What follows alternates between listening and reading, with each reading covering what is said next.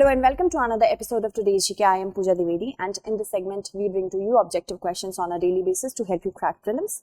Before beginning with this segment, I would like to tell you about a mistake that I committed in the last segment. That was with respect to NHRC, National Human Rights Commission. It was said in the explanation that NHRC chairpersons would hold the office for either 5 years or 70 years or till the age of 70 years. But it is actually after the amendment, it is not 5 years, it is 3 years and up to the age of 70 years, either or. So I would like to apologize and thank you so much for bearing the inconvenience. Let's move forward with our question of the last segment.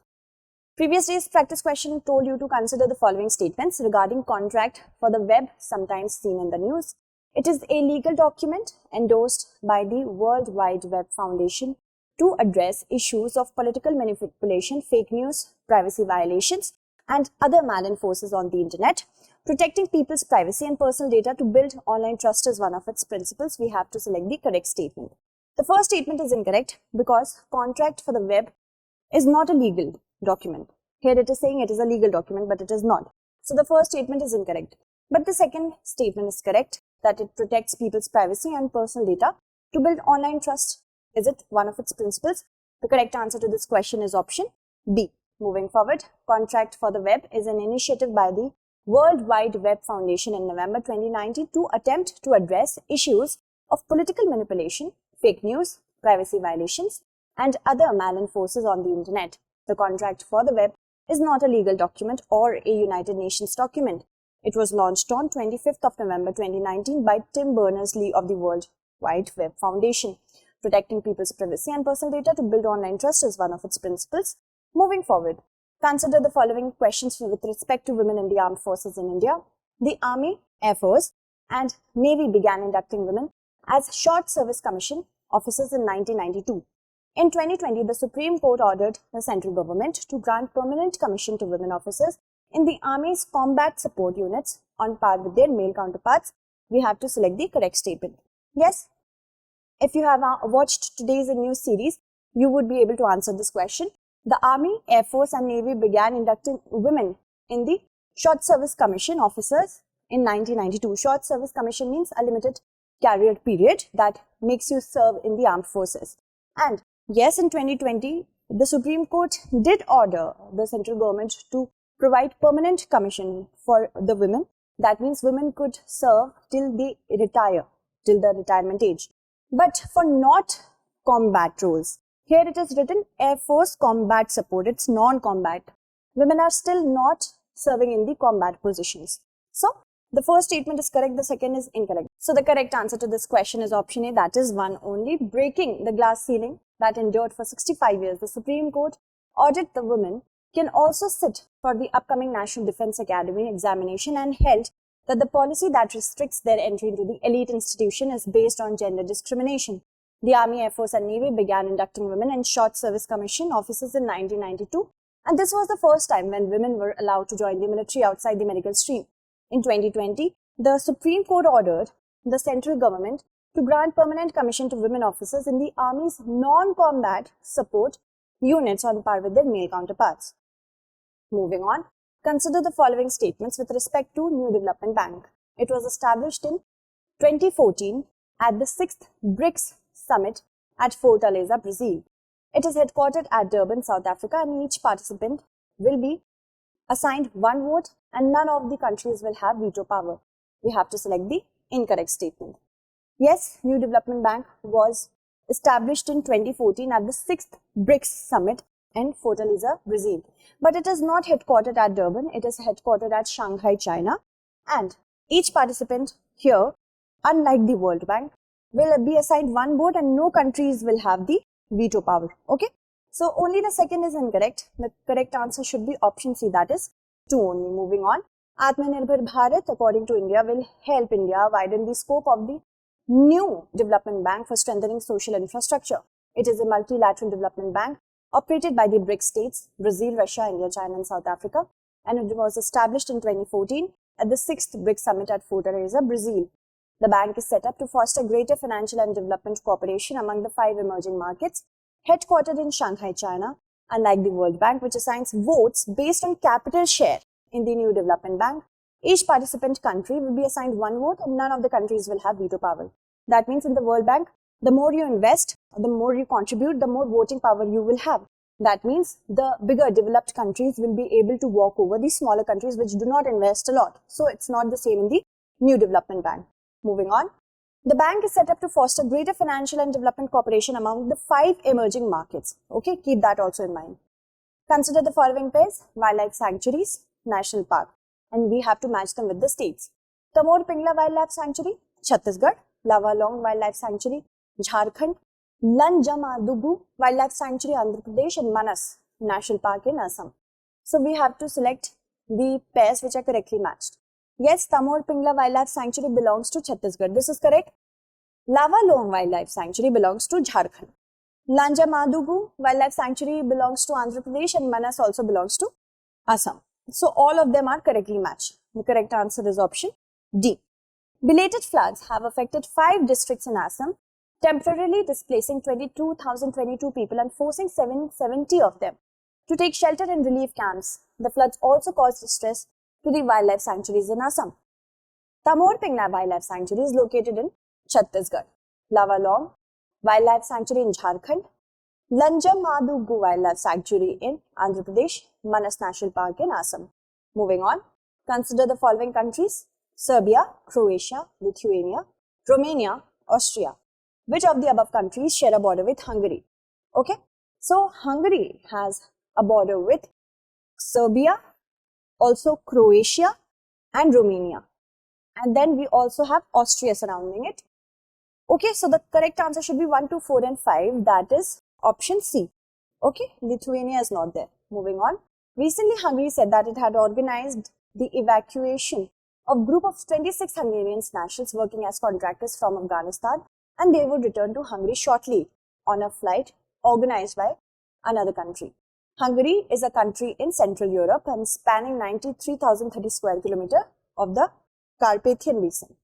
It is bordered by Slovakia in the north, Ukraine to the northeast, Romania to the east, Serbia to the south, Croatia and Slovenia to the southwest, and Austria to the west. As we can see through this map, Austria, Slovakia, Ukraine, Romania. Alright, then we have Croatia here and Serbia and Montenegro. Okay, so let's move forward. Recently, India has signed a joint guidance to boost naval cooperation with which of the following countries? Canada, Japan, Vietnam, Australia. So as we know that Chinese aggression in the Indian Ocean and around the globe is rising, and this aggression is not only limited to territorial aggression but also oceanic aggression. So India has signed a document, a joint initiative by the name of Joint Guidance with Australia. Moving forward, chiefs of the Indian and Australian navies signed a guidance document to streamline interaction between the two forces at various levels. The Navy statement said that the joint guidance will serve as a guideline document to showcase the intent of both the navies to work together bi and multilaterally. Moving on, it is a broad scope to focus on developing mutual understanding, cooperating for regional security, collaborating in mutually beneficial activities, and to develop interoperability. Moving on, consider the following statements regarding Atlantic Meridional Overturning Circulation. It is the Atlantic branch of the ocean conveyor belt or thermohaline circulation and distributes heat and nutrients throughout the world's ocean basins. AMOC shutdown would increase the temperature over the northern hemisphere. We have to select the correct statement. Yes, Atlantic Meridional Overturning Circulation. It is the branch of the ocean conveyor belt or thermohaline circulation, which distributes heat and nutrients throughout the world's ocean basin. And if it shuts down, it will cool down the temperatures in the northern hemisphere. The second statement is incorrect. Here it's written increase. Okay. So the first is correct, the second is incorrect. The correct answer is option A. That is one only.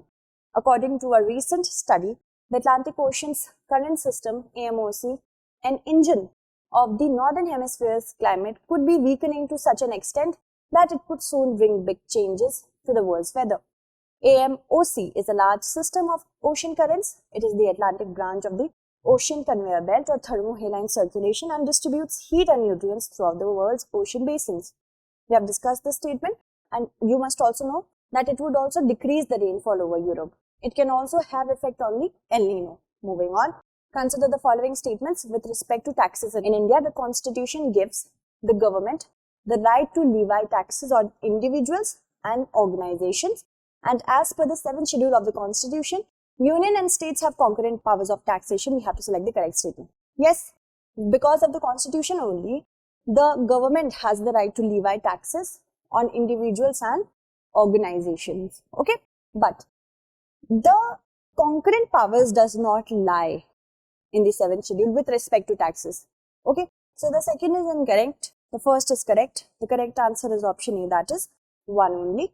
In India, the constitution gives the government the right to levy taxes on individuals and organizations, but makes it clear that no one has the right to levy or charge taxes except by the authority of law, and any tax being charged has to be backed by a law passed by the legislature or parliament. Taxes in India come under a 3-tier system based on central, state and local government, and the 7th schedule of the constitution puts separate heads of the taxation under the union and state list. There is no separate head under the concurrent list, meaning union and the states have no concurrent powers of taxation. Moving on, consider the following statements regarding dry ice. It has a lower temperature than that of water ice and does not leave any residue other than incidental frost from moisture in the atmosphere, and it is used to prevent insect activity in closed containers of grains and grain products. We have to select the correct statement. Both these statements are actually correct, so the correct answer is option C. Dry ice is the solid form of carbon dioxide. It is used primarily as a cooling agent. Its advantages include lower temperature than that of water ice and not leaving any residue other than incidental frost from moisture in the atmosphere.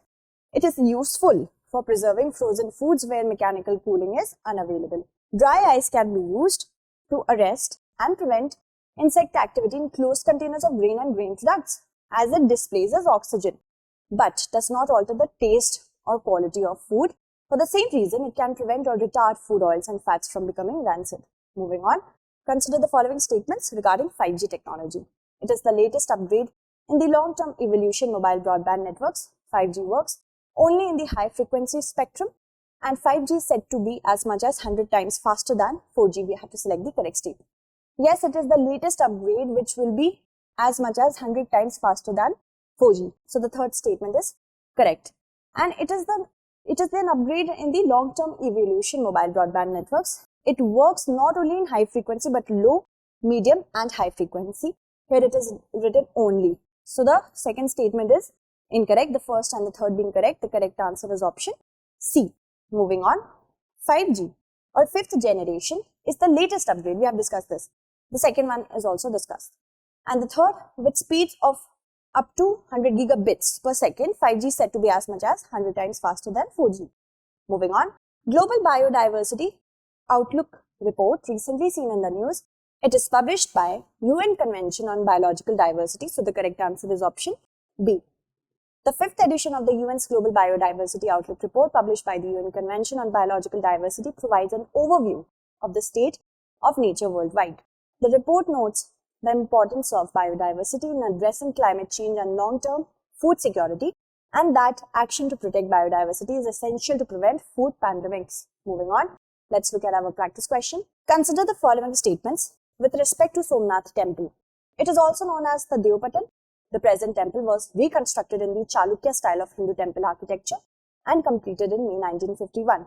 We have to select the correct statement or statements. So I hope you'll be answering it correctly in the comment segment. That's it for today. Tomorrow we shall meet again with another segment. Until then, stay updated and thank you so much for watching.